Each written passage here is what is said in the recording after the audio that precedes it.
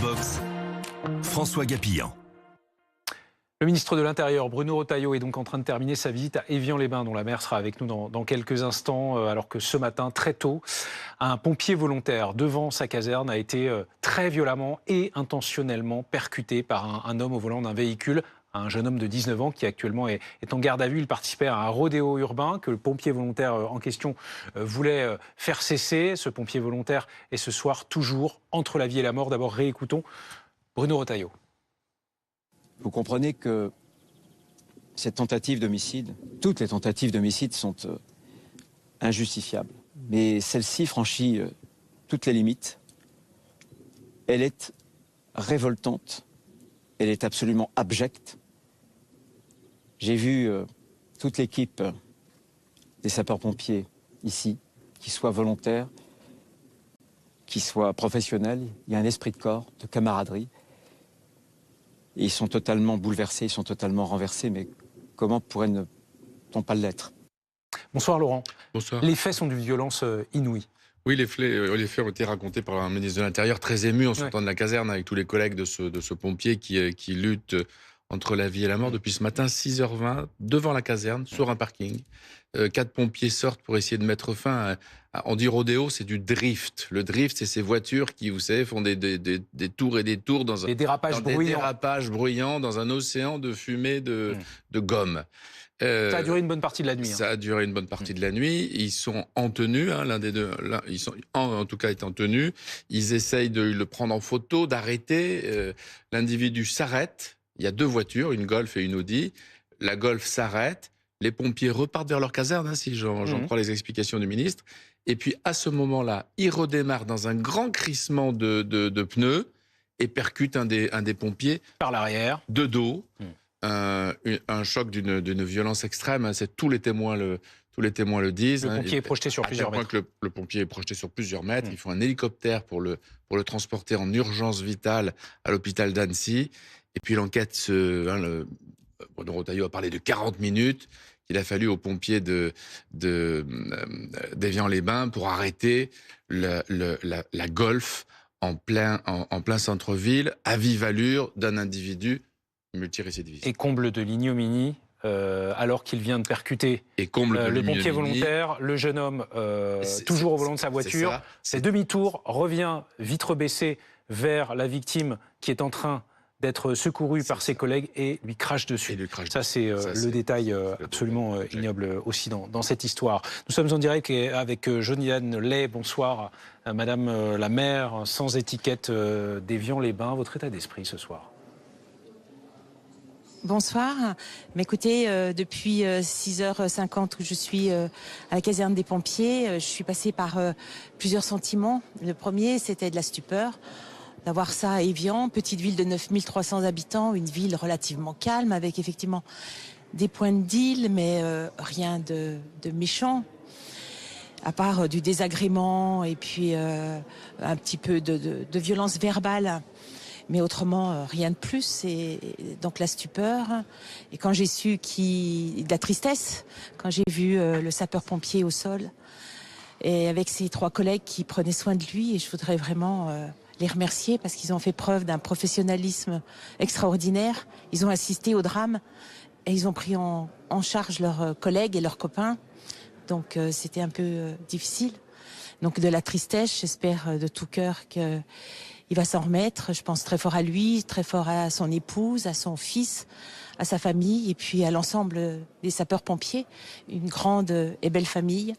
Et puis quand j'ai su que l'auteur des faits avait été arrêté, de la colère, parce que c'est un jeune de 19 ans qu'on connaît sur Évian, et de me dire, en arriver là, je comprends pas, et ça met en colère. Il est connu, le suspect, il est connu sur Évian, dites-vous, c'est-à-dire? Oui, c'est un multirécidiviste. Il fait partie des dealers qui peuvent nous embêter sur un quartier de la ville. Voilà, donc 2-3. Il est connu par la police municipale, il est connu par la police nationale et par les citoyens, bien sûr.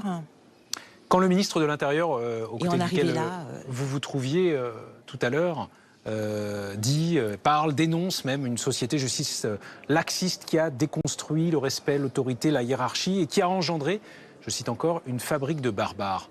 Ça vous parle? Ça fait écho à ce que vous vivez au quotidien à Évian-les-Bains, petite commune globalement d'ordinaire assez calme ou pas? Oui, une commune très calme, mais globalement, je fais des rappels à l'ordre sur demande du procureur de la République et des gamins, des fois de 14 ans, qui nous font des conneries sur Évian. Moi, j'aimerais aller plus loin, j'aimerais qu'on les laisse une semaine, qu'on les mette en travaux d'intérêt généraux. J'ai le sentiment qu'on ne fait pas grand-chose. Et quand ils ont 12 ans, qu'ils crachent sur des citoyens, on pourrait déjà commencer à faire quelque chose. Donc oui, je pense qu'il faut qu'on réagisse. La restauration de l'autorité que Bruno Retailleau appelle de ses voeux, c'est avant tout au sein de la famille pour vous? Complètement. Ah oui, complètement. Moi, quand je reçois les jeunes en rappel à l'ordre, en général, ils sont accompagnés du père et ou de la mère. J'ai des parents qui comprennent, mais j'ai des parents qui comprennent pas. La dernière en date, c'est « Oh, mais il était pour rien, mon fils. » Bah si, s'il a été arrêté, c'est qu'il a fait une connerie. Voilà. Donc merci, oui, il faut Josiane remettre de l'ordre. Merci d'avoir été en direct merci avec vous, nous ce soir. Et je note bien sûr que c'est le cas de tout le monde. Vos premières pensées vont à ce pompier qui lutte contre la mort ce soir et à son épouse et à son enfant en bas âge. Bonsoir Bruno Ménard, merci d'être avec nous. Vous êtes secrétaire général du syndicat des sapeurs-pompiers de France. À vos côtés, maître Vincent Juillet-Parade. Bonsoir et bienvenue, maître. Vous êtes avocat spécialisé dans la défense des victimes d'accidents de la route. Bruno Ménard, votre collègue, pompier volontaire d'une petite quarantaine d'années, à peine 40 ans, ce soir, entre la vie et la mort. Lui qui passe son temps à, comme tous les pompiers de France, à sauver des vies. Votre réaction ce soir?